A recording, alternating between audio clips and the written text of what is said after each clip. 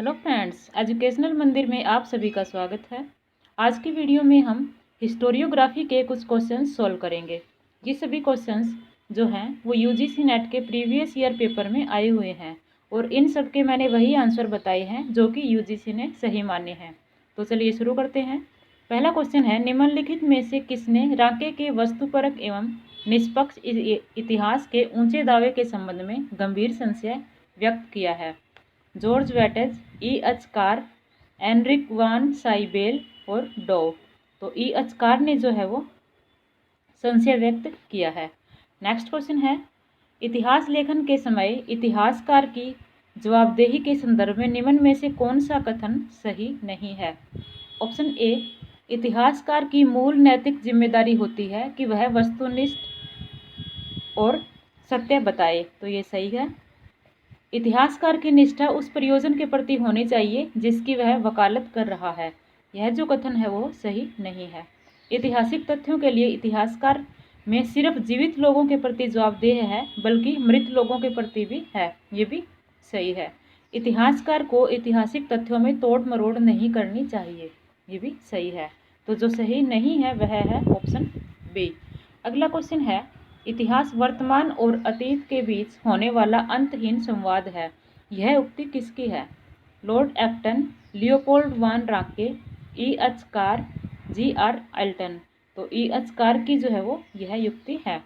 अगला क्वेश्चन है, subaltern school का एक विशिष्ट कथन प्रेज ऑफ काउंटर इंसर्जेंसी निम्नलिखित में से किसके द्वारा लिखा गया था?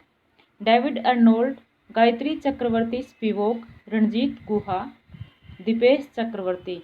तो रणजीत गुहा के द्वारा जो है वो ये लिखा गया था। नेक्स्ट क्वेश्चन है, इसकी जो है वो एक लाइन कट गई है। अगला देखते हैं, भारतीय राष्ट्रीय इतिहास लेखन से संबंधित निबंध लिखित भारतीय राष्ट्रीय इतिहास लेखन से संबंधित निम्नलिखित वक्तव्यों पर विचार कीजिए। ऑप्शन ए, इसमें व्यग्रता के साथ राष्ट्रीय पहचान की खोज की गई है। ये सही है। तर्क का स्थान भावनात्मक दृष्टिकोण ने नहीं लिया। ये कथन जो है वो सही नहीं है। वस्तुनिष्ठता के आदर्श का राष्ट्रवादी इतिहासकारों के हाथों से हनन नहीं हुआ है। ये भी गलत है। प्राचीन भारतीय अतीत का महिमा मंडन किया गया। ये सही है। नीचे दिए गए कूटों में से सही उत्तर का चयन करें। तो इसमें से जो सही उत्तर है वो है ऑप्शन डी। ए और डी सही है। अगला क्वेश्चन है, आर्थिक इतिहासकार की रिएक्टर सारणी पर मापा गया अब तक का सबसे व्यापक भूचाल निम्नलिखित में से किससे संबंधित है? The open door, the new deal, the great depression. उपयुक्त में से कोई नहीं। तो वो है the great depression, option C. अगला क्वेश्चन है, जैक्स डोरेडो की विनिर्माण की पद्धति का मुख्य रूप से निम्नलिखित में से किस में सिद्धांत प्रस्तुत किया गया है?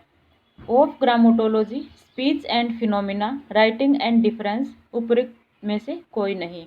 तो सिद्धांत प्रस्तुत किया गया है वो किया गया है ऑफ ग्रामोटोलॉजी में, ऑप्शन ए। अगला क्वेश्चन है, निम्नलिखित में से कौन एक उत्तर आधुनिकतावाद समालोचन नहीं है? Jacques Lacan, Hayden White, Michel Foucault, Jacques Derrida. तो हेडन वाइट जो है वो इसमें से नहीं है। नेक्स्ट क्वेश्चन है, इतिहास लेखन के संदर्भ में डी डी कोसाम्बी से संबंधित निम्नलिखित में से कौन सा वक्तव्य सही नहीं है? ऑप्शन ए, उनका लेखन एक पद्धति को प्रतिबिंबित करता है जो समाज विज्ञान, मानव विज्ञान, पुरातत्व के साथ ऐतिहासिक अन्वेषण को जोड़ता है। ये जो है ये कथन सही है। उन्होंने भारतीय इतिहास के अति सूक्ष्म और भ्रामक काल विभाजन को स्वीकार किया। यह कथन जो है वो सही नहीं है। उन्होंने राजवंशी तालिकाओं और विजयों के अभिलेखों को अस्वीकार कर दिया। ये भी सही है। वह उत्पादन की पद्धतियों एवं सामाजिक संगठन के प्रकारों में अधिक रुचि रखता था। ये भी सही है। तो जो सही नहीं है वो है ऑप्शन बी। नेक्स्ट क्वेश्चन है, किसके लेखन में विकास के सिद्धांत को आधार मिला? मध्यकालीन चर्च इतिहासकार, 18वीं सदी के प्रबुद्ध इतिहासकार, 19वीं सदी के राष्ट्रवादी इतिहासकार। उपरोक्त में से कोई नहीं। तो 18वीं सदी के प्रबुद्ध इतिहासकार जो है इसमें विकास के सिद्धांत को आधार मिला। अगला क्वेश्चन है, विचार के प्रत्यक्षवादी संप्रदाय के संबंध में उस कथन को चिन्हित करें जो सही नहीं है। ऑप्शन ए, प्रत्यक्षवादी संप्रदाय के इतिहासकार जांच के वैज्ञानिक तकनीकी प्रयुक्त करते थे। बिल्कुल सही है। ये वास्तविक, परम एवं विश्वसनीय ज्ञान के हिमायती थे। ये भी सही है। उन्होंने व्यक्तिवाद को स्वीकार किया और ऐतिहासिक ग्रंथों को अधिक कल्पनाशील बनाया। ये जो कथन है वो सही नहीं है। उन्होंने दावा किया कि प्रत्यक्षवाद ने इतिहास को प्राकृतिक विज्ञान बनाया। ये भी सही है। तो ऑप्शन सी जो है वो सही नहीं है।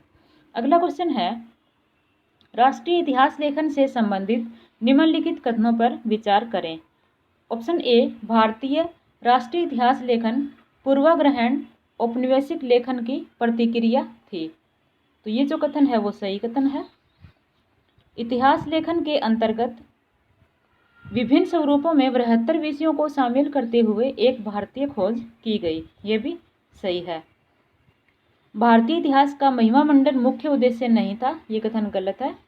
यूरोपियन लेखकों द्वारा भारतीय संस्कृति पर लगाए गए बेबुनियाद आरोपों से बचाव करने के दौरान वे अपने चरित्र में आवश्यक रूप से प्रचारात्मक थे। ये भी सही नहीं है। तो जो सही है वे हैं ऑप्शन ए तथा बी सही है। अगला क्वेश्चन है, जनरल विल सिद्धांत का प्रवर्तक कौन था? एबेसिए, मोंटेस्क्यू, रूसो, वॉल्टेयर। तो रूसो जो है वो जनरल विल सिद्धांत के प्रवर्तक थे। अगला क्वेश्चन है, किस दार्शनिक ने पवित्र रोमन साम्राज्य के बारे में कहा कि यह न तो पवित्र, न रोमन और न साम्राज्य है? Rousseau, Montesquieu, Diderot, Voltaire. तो यह कथन जो है वो वॉल्टेयर का है। Option D. नेक्स्ट क्वेश्चन है, उत्तर आधुनिकतावाद के बारे में क्या सही नहीं है? ऑप्शन ए, यह परंपरागत इतिहास की भर्त्सना नहीं करता है। यह कथन जो है वो सही नहीं है। इसके इतिहास लेखन ने कम जानने वाले व्यक्तियों को पुनः जानने की उत्सुकता शुरू की। ये सही है। इसका मुख्य सैद्धांतिक योगदान इसका प्रत्यक्षवाद पर सम्मुख आक्रमण है। ये भी सही है। इतिहास की कृतियाँ जिन पर इसका प्रभाव सुस्पष्ट है वह न केवल ऐतिहासिक ज्ञान तक ही पहुँचता है परंतु पुराने विषयों में भी नवजीवन डालता है। ये भी सही है। जो सही नहीं है वो है ऑप्शन ए। अगला क्वेश्चन है, किसने लिखा कि मनुष्य स्वतंत्र पैदा हुआ किंतु हर जगह वह जंजीरों में बंधा हुआ है? Montesquieu, Voltaire, Diderot, Rousseau. तो यह जो है रूसो ने लिखा था। Option D. अगला क्वेश्चन है, उपयोगितावाद का मान्य अग्रणी नेता कौन था? Adam Smith, Jeremy Bentham, Friedrich Engels, Edmund Burke. तो उपयोगितावाद का जो अग्रणी नेता था वो था जर्मी बेंथम। Option B. अगला क्वेश्चन है, निम्नलिखित में से किसे आधुनिकोत्तरवाद के सिद्धांत का प्रतिपादक माना जाता है? Michel Foucault, Jacques Derrida, Martin Heidegger, J F. Lyotard. तो मार्टिन हेडगियर को जो है वो आधुनिकोत्तरवाद के सिद्धांत का प्रतिपादक माना जाता है। इसी के साथ आज की वीडियो कंप्लीट होती है। धन्यवाद।